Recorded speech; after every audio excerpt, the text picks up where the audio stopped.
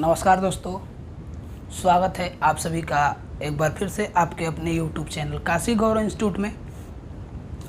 तो आज हमारी हिस्ट्री की चौथी क्लास होगी जिसमें हम लोग तुगलक वंश के विषय में चर्चा करेंगे। दोस्तों, पिछले कुछ समयों से जैसे हम लोगों ने मुहिम छेड़ रखी थी बेरोज़गारी के विरुद्ध, तो धीरे धीरे वो मुहिम जो है कमज़ोर पड़ रही है। उम्मीद है आप उस पर काफ़ी विशेष ध्यान देंगे, लेकिन साथ में आप अपनी पढ़ाई को जारी रखेंगे क्योंकि आने वाले समय में बहुत सारे प्रतियोगी परीक्षाएं होने वाली हैं। आप जिस प्रतियोगी परीक्षा के लिए लड़ रहे हैं, हो सकता है उसका डेट आए, तो डेट के लिए आपको तैयार तो रहना होगा, क्योंकि बिना आपकी तैयारी के आप किसी प्रतियोगी परीक्षा को पास नहीं कर सकते, सफल नहीं हो सकते। तो अपने हौसले को बनाए रखिए, जज्बे को सजाए रखिए, और समस्या जब आती है तो समाधान भी होता है, बशर्ते आपको अपने लक्ष्य के प्रति जागृत होना होता है और एक सफल व्यक्तित्व के लिए, एक सफल व्यक्ति के लिए अपने लक्ष्य को बेहतर से बेहतर करना होता है। तो चलिए स्टार्ट करते हैं, क्योंकि ये ऑनलाइन क्लासेस है और ऑनलाइन क्लास में ज़्यादा समय ना लेते हुए या ज़्यादा मोटिवेट ना करते हुए, क्योंकि आप खुद ही बहुत सारे यूट्यूब पर वीडियो पड़ी हुई है मोटिवेशन की। तो हम अपने टॉपिक पर आते हैं और आज हमारा जो टॉपिक है तुगलक वंश। देखिए, खिलजी के बाद की जो बारी आती है वह आती है तुगलक वंश की। खिलजी के बाद की जो बारी आती है वह आती है तुगलक वंश की। और तुगलक वंश का जो डेटिंग है वह है 1320 से 1414, है ना। तुगलक वंश जो चलता है वह चलता है 1320 से 1414 तक। अब देखिए, तुगलक वंश के विषय में कहा जाता है कि यह जो वंश था इसमें कुल 3 राजाओं ने शासन महत्वपूर्ण रूप से किया। ऐसे तो बहुत सारे राजाओं ने किया, लेकिन मुख्य रूप से 3 राजाओं को ही आपको पढ़ना है। कौन कौन से 3 राजा थे?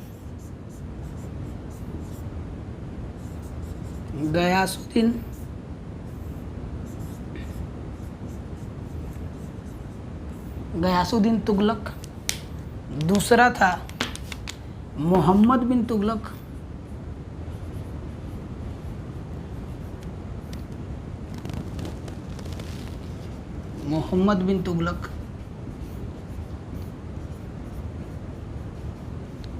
और तीसरा जो राजा था वह था फिरोज तुगलक। तो ध्यान देंगे, जो गयासुद्दीन तुगलक था इसने जो था मुख्य रूप से जो शासन किए थे वह 1320 से लेकर के 1325 ईस्वी तक किया था। इसके बाद मोहम्मद बिन तुगलक 1325 से 1351 और फिरोज शाह तुगलक 1351 से 1388। इसके बाद तुगलक वंश की जो तिथियाँ थी वो क्लियर रहेंगी। अब देखिए, जब खिलजी वंश समाप्त होता है तो खिलजी वंश के बाद की जो शासन व्यवस्था होती है गयासुद्दीन तुगलक द्वारा संभाली जाती है। और कहा जाता है कि गयासुद्दीन तुगलक के बाद के समय जो तुगलक था, गयासुद्दीन तुगलक, यह जब गवर्नर हुआ करता था दीपालपुर का।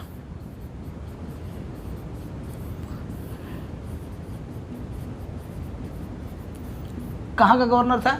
दीपालपुर का गवर्नर हुआ करता था। और दीपालपुर के गवर्नर से इसने अपने आप को राजा बनाया।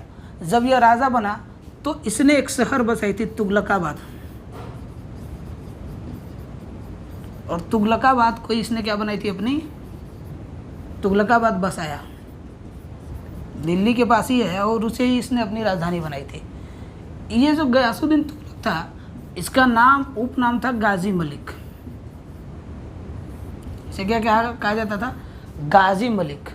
गाजी मलिक के नाम से जाना जाता था। और क्या चीज़ें थी ये समझते रहेंगे। गयासुद्दीन तुगलक जब राजा बना तब इसने क्या किए? नहर खुदवाया। तो तो नहर खुदवाने वाला पहला शासक कौन था? गयासुद्दीन तुगलक था। तो सल्तनत काल में नहर खुदवाने वाला पहला शासक पूछ देगा तो कौन था? गयासुद्दीन तुगलक था। गयासुद्दीन तुगलक का पुत्र कौन था? मोहम्मद बिन तुगलक। इसने क्या किए कि इसने अमीरों को छूट दे दी और हिंदू धर्म के प्रति इसने सहिष्णुता अपनाई। इसने कहा कि हिंदू से इतना भी टैक्स मत लो कि वो गरीब हो जाओ या कृषि छोड़ दे, और इतना आज़ादी मत देना कि हिंदू लोग जो है वह अमीर बन जाए। तो गयासुद्दीन तुगलक कुछ ज़्यादा विशेष तो नहीं किया तुगलक वंश में, लेकिन इसने दो जो बेहतरीन चीज़ें की वो सबसे महत्वपूर्ण थी। पहला बेहतरीन चीज़ इसने क्या किया? बंगाल विजय कब किया? 1324-25। बंगाल विजय इसने की 1324-25 में। और इसके बाद दूसरा मिथिलांचल वाला एरिया जो बिहार का तिरहुत पड़ता है, दूसरा इसने क्या किए? तिरहुत के राजा हरि सिंह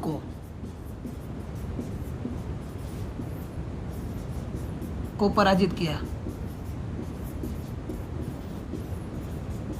उसी समय 1324 में उधर से जब बंगाल से आ रहा था तो तिरहुत के राजा को पराजित किया। अब जब यह बंगाल विजय करके वापस आ रहा था, उसी समय इसके साथ एक अजीबोगरीब घटना घटित हुई। क्या घटना घटित हुई कि इसका जो है झगड़ा चल रहा था निजामुद्दीन औलिया के साथ।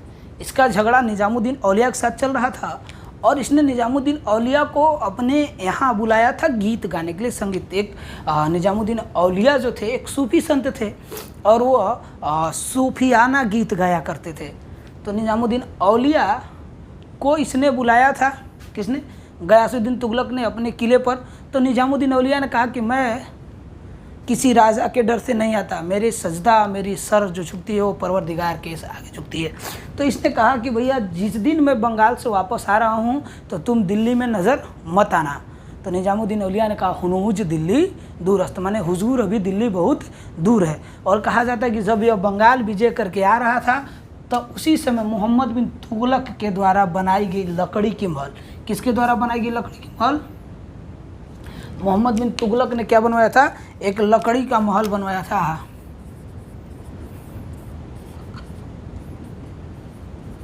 लकड़ी के महल, और लकड़ी के महल में हाथी सहित घुसा रेस्ट करने के लिए, और हाथी के चलने से महल डगमगाई और गिर जाने के कारण इसकी मृत्यु हो जाती है। और उसी के समय मृत्यु होने के कारण अगला जो राजा बनता है मोहम्मद बिन तुगलक राजा बनता है। गयासुद्दीन तुगलक से 3 क्वेश्चंस इंपॉर्टेंट होते हैं। गाजी मलिक किसका उपनाम था? गयासुद्दीन तुगलक का। इसका अर्थ भी होता है, पता है क्या? काफिरों का दुश्मन। काफिरों का दुश्मन।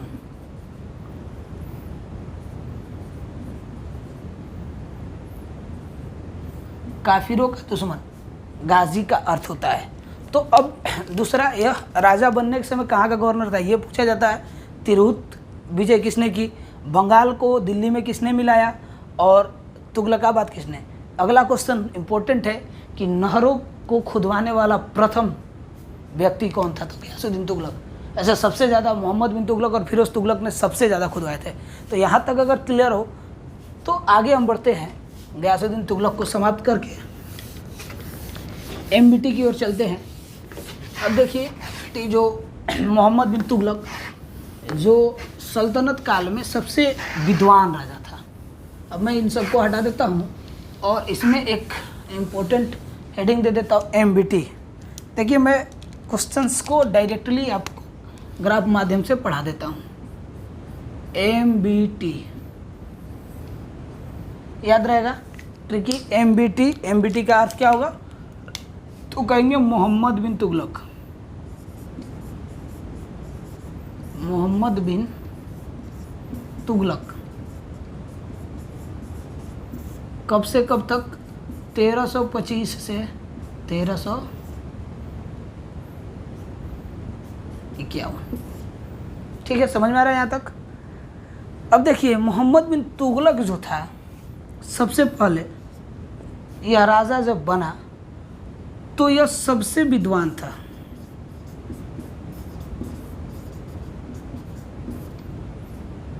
बहुत पढ़ा लिखा था, बहुत सैनिक प्रवृत्ति का था, बहुत विद्वान था।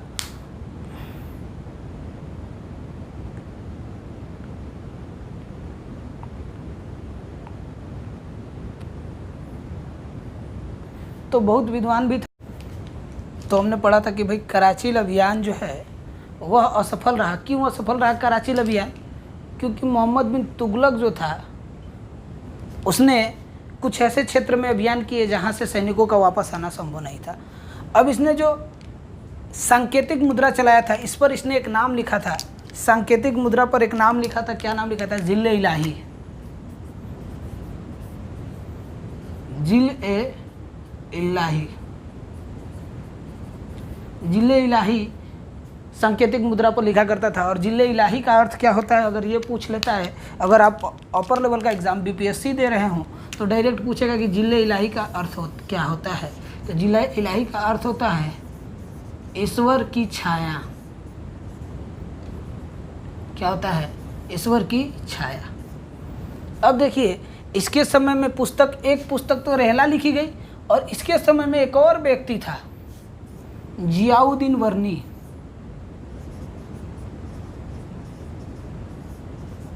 जियाउद्दीन वर्नी।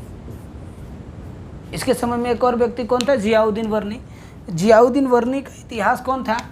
जियाउद्दीन वर्नी ने क्या लिखा? तुजुक ए फिरोज शाही।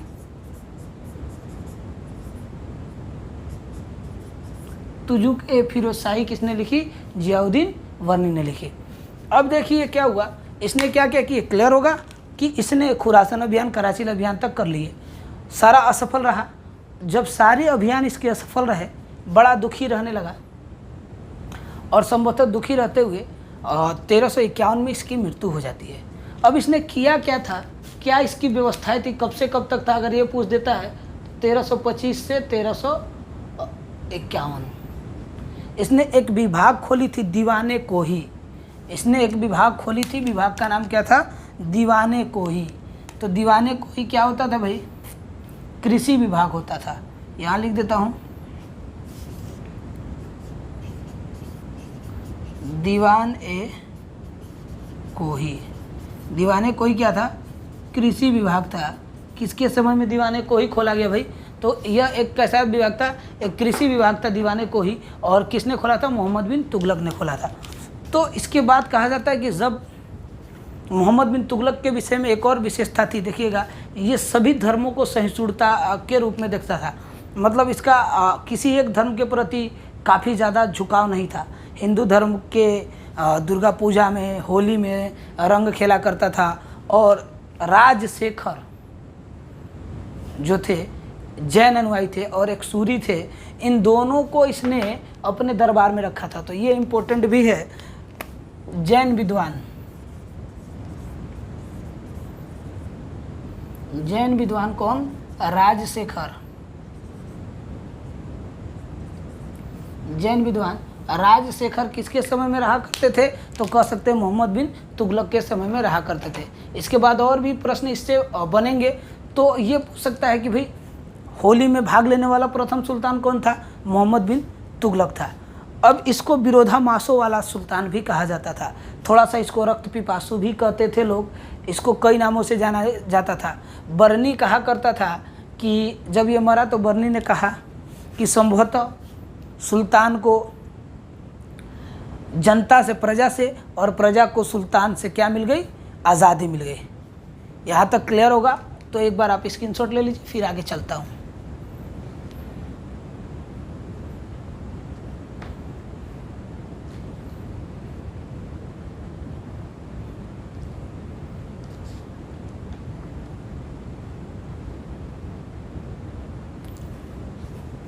हो गया होगा? अब देखिए इसके बाद मोहम्मद बिन तुगलक के बाद जो राजा बनता है वह है फिरोज शाह तुगलक। तुगलक वंश का सबसे बेहतरीन राजा कौन था? तो फिरोज शाह तुगलक था। याद रहेगा यहाँ तक कि तुगलक वंश का सबसे बेहतरीन राजा कौन था? फिरोज शाह तुगलक था। हटा दे इसको।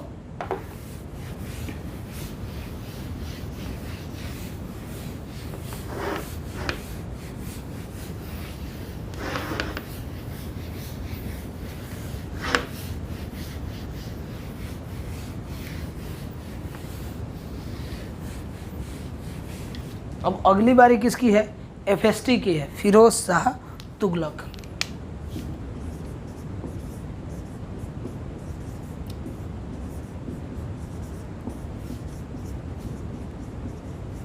तुगलक कब से कब तक? 1351 से 1388, है ना। चलिए अब क्या क्वेश्चन बनता है?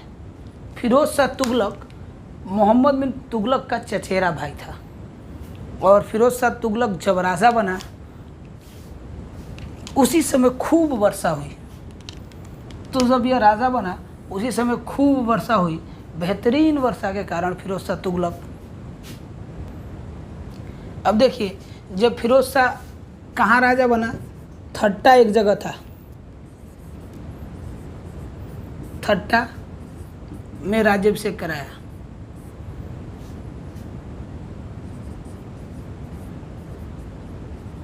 ठट्टा में इसने क्या कराया? राज्याभिषेक कराया। फिरोज शाह तुगलक जब राजा बना तो यह उसी समय खूब वर्षा हुई, और कहा जाता है सल्तनत काल में सबसे अच्छी कृषि इसी के समय हुई थी। इसने संभवतः कितने?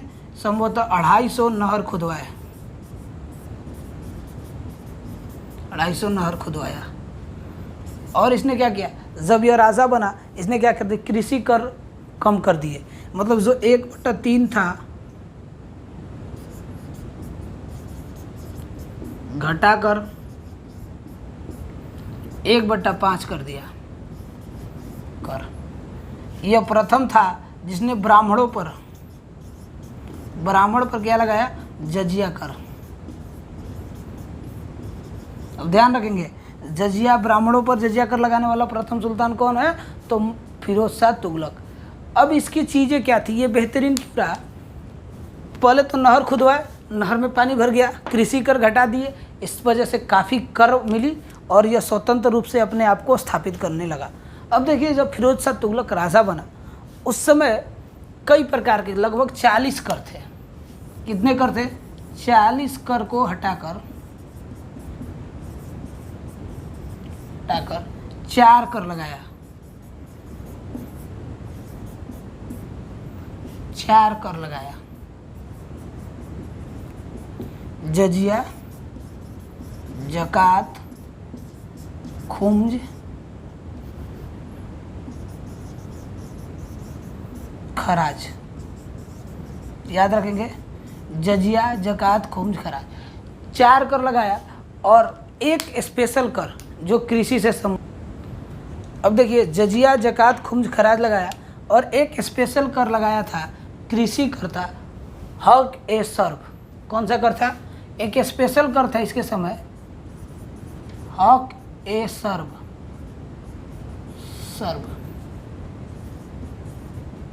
पूछा जाता है हक ए सर्व कैसा कर था? कृषि कर था।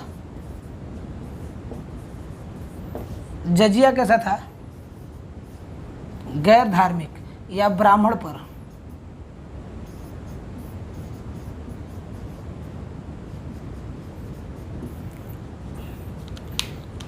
जजिया कैसा कर था? तो ब्राह्मणों पर लगाया गया कर था। इसके बाद चलते हैं, जकात कैसा था? तो ये मुस्लिमों द्वारा दान दिया जाता था।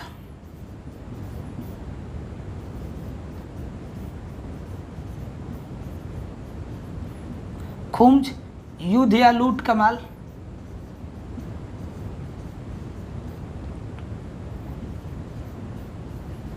कर। और खराज भूमि कर। खराज कैसा करता? भूमि कर था। यह इसकी विशेषता थी कि इसने 4 कर लगाया। एक स्पेशल कर हर्ष ए सर्व, ये बहुत बार एग्जाम में पूछा है बीपीएससी में कि हर्ष ए सर्व किसने लगाया था। इसके बाद देखेंगे इसके समय में क्या हुआ कि सभी के सभी जो राज्य थे वो स्वतंत्र रूप से शासन करने लगे और इसके जो गवर्नर थे वो खुश रहने लगे, क्योंकि कृषि कर इसने क्या कर दिए थे? कम कर दिए थे और इसका शासनकाल कहा जाता है कि ये अकबर का पूर्वगामी था। मतलब इसकी शासन व्यवस्था में जनता इतनी खुश रहती थी कि इसे सल्तनत काल के अकबर के नाम से जाना जाता था। हिंदुओं के प्रति ये काफ़ी सहिष्णु था, काफ़ी आक्रामक था। इसने हिंदुओं के कई मंदिरों को लूटे।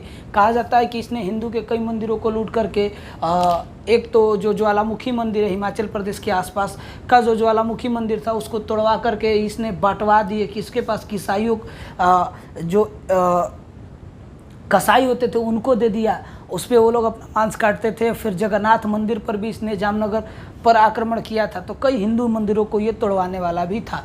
तो हिंदू से काफ़ी सहिष्णुता इसको होती थी। लेकिन जनता के प्रति इसने काफ़ी अच्छे काम किए, वो भी मुस्लिम जनता के प्रति। इसने मुस्लिमों के प्रति काफ़ी अच्छे काम किए। जैसे इसने जो है कई प्रकार के विभाग, रोजगार विभाग, कृषि विभाग, अनाथालय विभाग, दवा विभाग खोले थे। जैसे इसकी चर्चा में अभी, इसने अपने काल में दीवाने खैरात, दीवान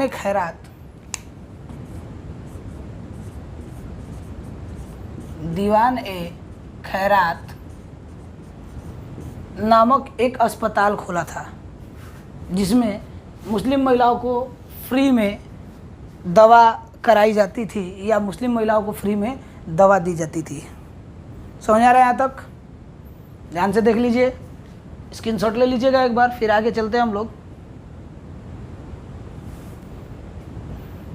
तो क्या किया? दीवाने खैरात, दान देने की प्रथा। एक था दीवाने बंदगान। देखिए दीवाने खैरात क्या था?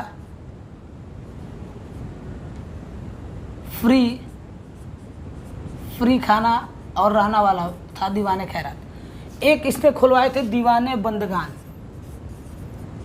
दीवान ए बंदगान, ये क्या होता था?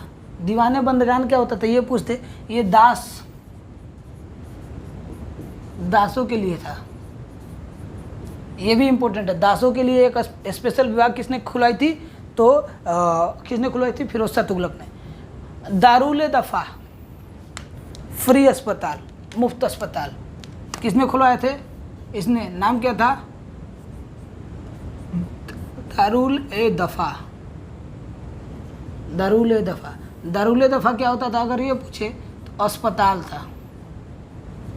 दारुल दफ़ा किसने खुलवाया था? फिरोज शाह तुगलक ने खुलवाया था। और यह क्या था? एक प्रकार का अस्पताल था। इसने कई शहरों को भी बसाया, जैसे जौनपुर, कई शहर बसाए जैसे जौनपुर, हिसार, फिरोजपुर, है ना। तो ये कुछ विशेष शहर है। सरहिंद नहर किसने खुलवाए थे? तो फिरोज शाह तुगलक ने खुलवाए थे। क्लियर रहेगा यहाँ तक?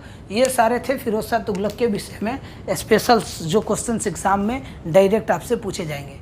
जैसे ही फिरोज शाह तुगलक की मृत्यु होती है, तुगलक वंश संभवतः विनाश की ओर चल जाता है। और इसमें एक क्वेश्चन जो इम्पोर्टेंट बनता है हर बार पर, इसमें एक क्वेश्चन फिरोज शाह तुगलक के बाद बनता है कि इसी के उत्तराधिकारी नसरुद्दीन हसन महमूद एक शासक था, जिसके समय में 1398-99 ईस्वी में मंगोल आक्रमण हुआ था। डायरेक्टली क्वेश्चन पूछता है कि मंगोल आक्रमण, चंगेज खान पूछेगा डायरेक्ट कि तैमूर लंग का आक्रमण कब हुआ था। डायरेक्ट क्वेश्चन पूछेगा तैमूर लंग का आक्रमण कब हुआ था। तो इसी का एक उत्तराधिकारी था